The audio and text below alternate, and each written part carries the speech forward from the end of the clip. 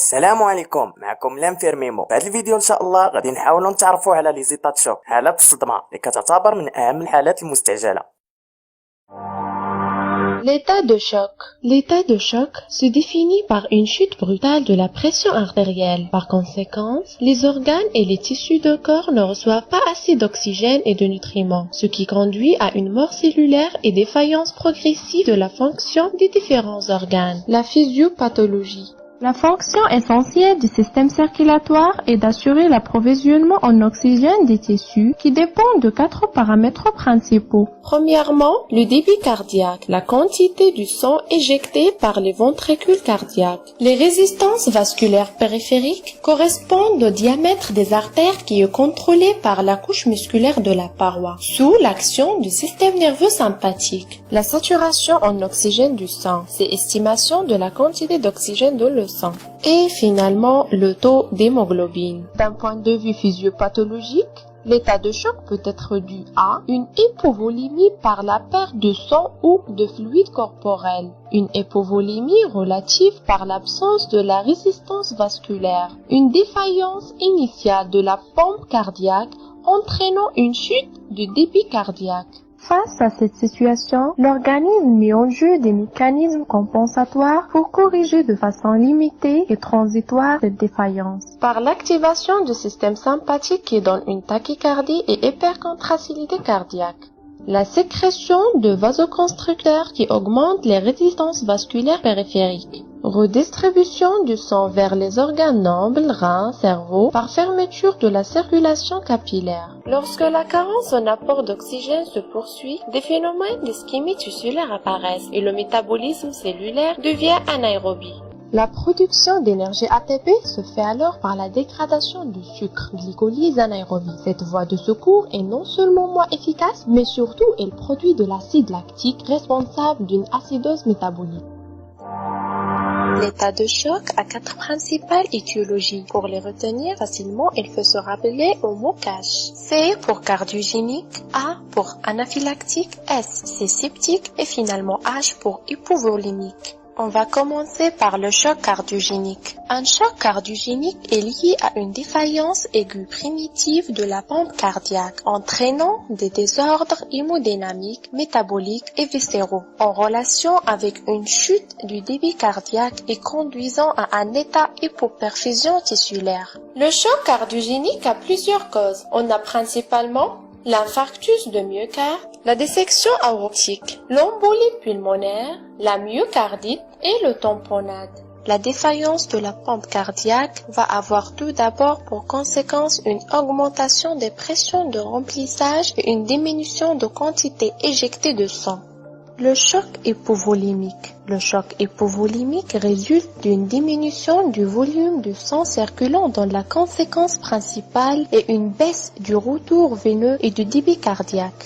Il existe plusieurs types d'hypovolémie qui peuvent être associés. L'hypovolémie vraie, elle peut être la conséquence soit d'une hémorragie, d'une fuite plasmatique comme brûlure étendue, les œdèmes ou d'une déshydratation globale, diarrhée, vomissement. L'hypovolémie relative, elle est la conséquence d'une vasodilatation excessive. Il y a donc diminution de la masse sanguine circulante qui entraîne une baisse du retour veineux. Cette baisse du retour veineux est responsable d'une baisse du débit cardiaque, elle-même responsable d'une hypotension artérielle. Le choc septique. Le choc septique correspond à la diminution brutale de la circulation sanguine, provoquée par la présence des bactéries dans le sang. Deux germes sont les plus souvent incriminés, BGN, bacilles gram-négatives et le staphylocoque. Ils agissent par libération de toxines cellulaires. La présence de ces toxines dans le sang déclenche une forte réponse inflammatoire qui a avoir pour conséquence une diminution d'oxygénation tissulaire par la toxicité myocardique qui est responsable de la défaillance cardiaque. Des modifications de la perméabilité capillaire, une vasodilatation responsable de l'hypovolémie et d'un œdème interstitiel. Tous ces éléments peuvent conduire à une défaillance multiviscérale et au décès. Le choc allergique ou choc anaphylactique est une réaction allergique extrêmement violente provoquant une forte perturbation de la circulation sanguine qui entraîne un état de choc avec une chute très brutale de la tension. Cette réaction se fait en deux étapes. La première étape, c'est le contact préparant le premier contact avec l'antigène. À ce moment-là, des anticorps sont formés par les cellules immunocompétentes. Le patient est asymptomatique pendant cette période. La deuxième étape est le contact déclenchant la réintroduction d'un allergène chez un sujet déjà sensibilisé. Entraîne la libération de substances vasodilatatrices qui vont induire une chute des résistances vasculaires périphériques, responsable d'une hypovolémie relative, une augmentation de la perméabilité des capillaires et responsable d'une hypovolémie absolue et des œdèmes. Les signes cliniques. L'état de choc est une urgence. Son diagnostic est d'abord clinique. Les signes généraux de l'état de choc sont l'hypotension, l'extrémité froide, les marbrures, sueur, pâleur, tachycardie, pouls filants, agitation et altération de la conscience, témoignent de l'hypoxie cérébrale ou l'hypnée. Ces signes sont associés à d'autres signes qui orientent la cause du choc. Pour les signes de choc cardiogénique, sont marqués par des signes d'insuffisance ventriculaire gauche, œdème aigu pulmonaire ou droite, turgescence des jugulaires et le reflux hépatogégulaire. Pour les signes de choc hypovolémique, il est manifesté par la déshydratation majeure et une hémorragie extériorisée. Par contre, le choc septique manifesté par une infection, fièvre, frisson et sueur. Pour le choc anaphylactique, elle est marquée par un bronchospasme souvent sévère, une éruption urticérienne généralisée, un œdème laryngé et des douleurs abdominales avec diarrhée. Passons maintenant au traitement des chocs. La prise en charge thérapeutique des états de choc comporte le traitement symptomatique et le traitement étiologique. Le traitement symptomatique, son objectif est de rétablir l'apport tissulaire en oxygène et pallier aux défaillances d'organes.